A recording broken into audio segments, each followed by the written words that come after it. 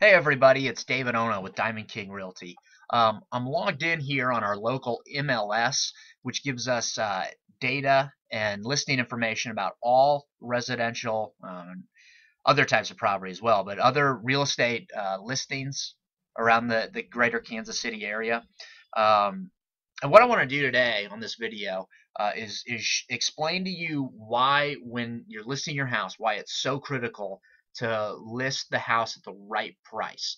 We're going to use some hard numbers and show what really happens when you put your house on the market.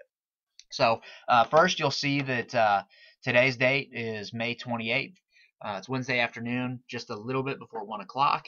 And now we're going to go get into the numbers here. If you look at this box in the middle of the screen, there's this. It's titled Market Watch. Okay, now these are all the different status updates for all the houses that are on the MLS. So if you just look at the numbers here first, you see that there's 1,005 new listings have come on for residential housing in the last 7 days. Okay, so 1,005 new houses have hit the market in the past 7 days. 488 houses have gone under contract, and they're now in backup status. 644 have hit pending status. That means that buyer and seller are under contract, and they are through their inspection period. So the sale is pending, but it has not closed. 760 houses have changed their price, and 183 have gone back on the market. So if you go back up to any of these contingent, show for backup, or pending categories, sometimes something happens where the buyer doesn't close, the deal kind of falls apart, and when that happens and the house becomes active again, it falls under this category, back on the market. In the past 7 days, 751 of these units have sold. That means they've actually closed out. The buyer has paid the money, or they've gotten their loan, and they've actually gone through a closing, and the seller has given over the keys to the buyer. 153 listings were canceled. That means for whatever reason, either the seller changed their mind or it didn't sell in enough time. For whatever reason, seller canceled the listing. They had the listing broker, so this house is no longer for sale. So that's 153 of those. The expireds, 73. That means that the seller and their realtor attempted to sell the house for the listing period, and they went through the entire listing period without coming under contract. So those are just the cold hard numbers. Now let's flip over. Okay, so we're going to flip over to how I've broken this down.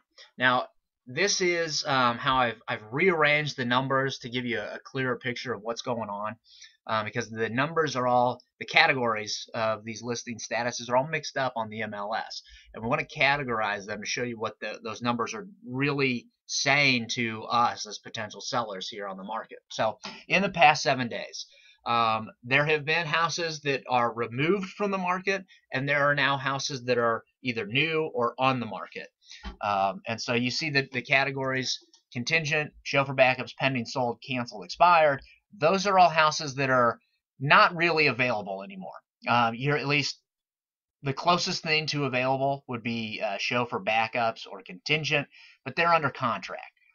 So we're just, for the purposes of this, we're saying these houses are really removed from the market. And then we have the three categories where there's houses available on the market. That's new listings, price changes, and houses that are back on the market. When you total up these numbers, houses removed from the market in the past 7 days, 2,127.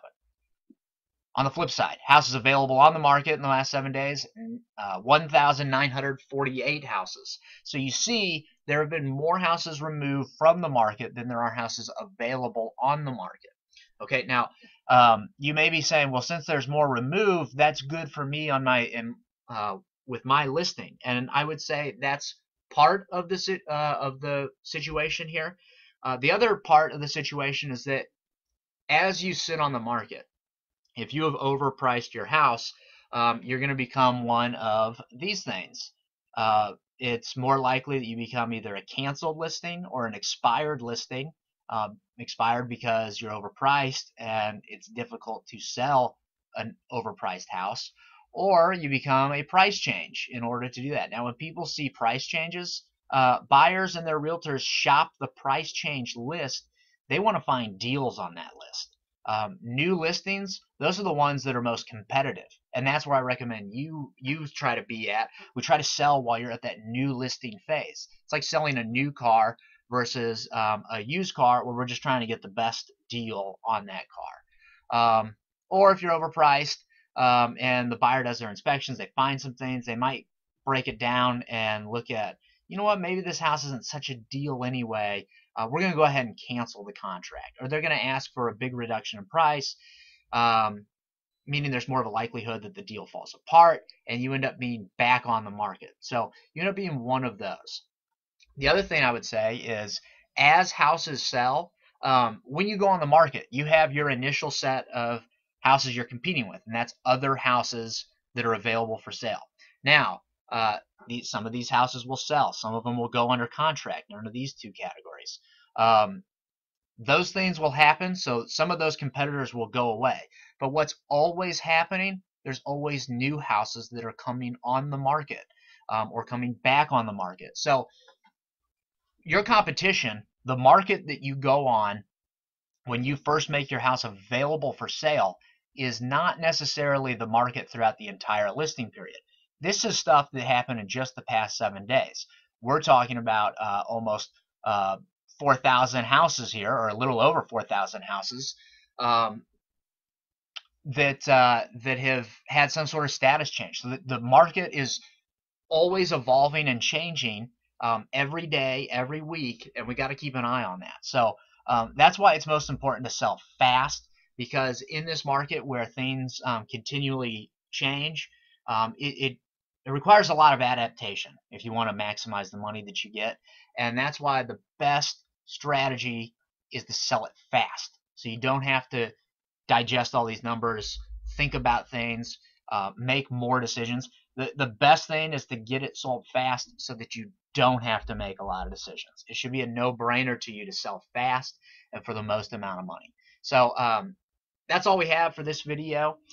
If you want to see what your house is worth, you can send me an email at david@diamondkingrealty.com, david@diamondkingrealty.com, or give us a call, 816-399-4994. We're happy to do a totally free, no obligation market evaluation, or home value evaluation is what I should say, where we'll let you know what we think the value of your house is, and that'll kind of give you an idea if you want to investigate going on the market. So anyway, thanks for watching this video. Hope it was informative, and I will talk to you soon.